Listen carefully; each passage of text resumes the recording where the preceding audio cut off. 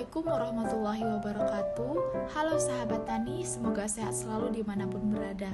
Saya anggota kelompok wanita tani Telago Makmur dari Korong Talogondan, Negara Kuretaji, ingin memperkenalkan pencapaian yang telah kami lakukan dalam menetaskan telur dengan mesin tetas berkapasitas 100 telur.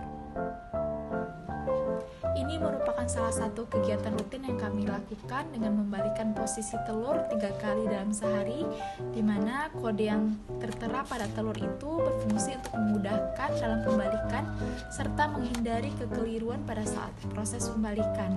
Nah, penetasan telur ini telah kami lakukan sebanyak kurang lebih 8 kali, di mana tingkat keberhasilan pada satu kali penetasan itu 80%.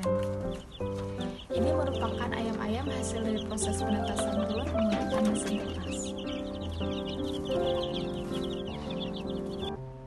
Baiklah, sekian pengenalan singkat mengenai pencapaian telah kami lakukan. Salam makmur para sahabat tani. Assalamualaikum warahmatullahi wabarakatuh.